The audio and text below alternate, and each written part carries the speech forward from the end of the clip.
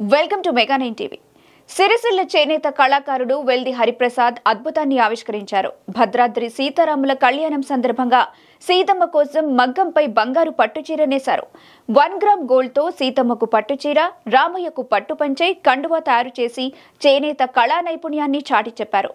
భక్తిభావంతో నేసిన చీరను, పట్టు వస్త్రాలను సీతారాముల కళ్యాణం సందర్భంగా భద్రాద్రి సీతారాములకు అలంకరించేందుకు దేవాదాయ శాఖ ద్వారా సమర్పిస్తున్నారు.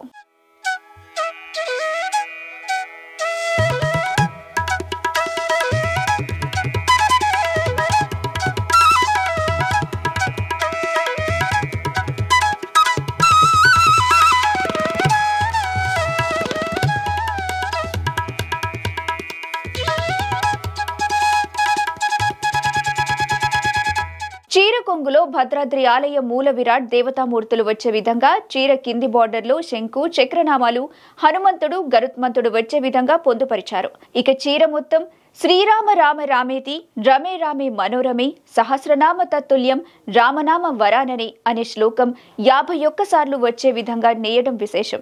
చీరలో 1 గ్రామ్ బంగారం జరీ పట్టు దారం ఉపయోగించి 800 గ్రాముల బరువు గల 7 గజాల బంగారు చీర 10 రోజుల్లో తయారు చేసి దేవాదాయ శాఖ ద్వారా సీతమ్మకు అలంకరించేలా సిద్ధం చేశారు. ఇక స్వామివారికి పట్టుపోగులతో పంచే దోవతి నేశారు. నా పేరు వెల్ది హరిప్రసాద్, మాది రాజన్న సిరిసిల్ల జిల్లా. నేను చేనేత కార్మికుని.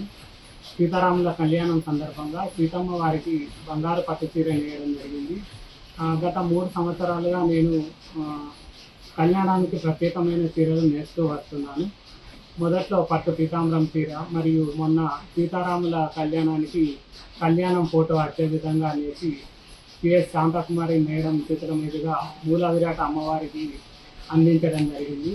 అదే స్ఫూర్తితోని ఈసారి చీర కొంగులో మూల విరాట్ అమ్మవారు, స్వామివారు, లక్ష్మణుడు, అంటే గర్భగుడిలో ఉండే దేవతామూర్తులు ఈ కొంగులో వచ్చే విధంగా పొందుపరిచి నేశాను.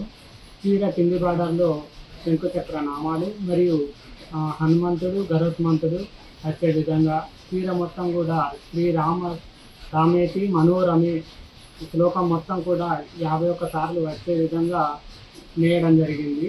ఇది 1 గ్రామ్ గోల్డ్ జరీ మరియు పట్టుదారం ఉపయోగించి దాదాపు 10 రోజుల పాటు శ్రమించి 7 గజాల చీరను నేయడం జరిగింది.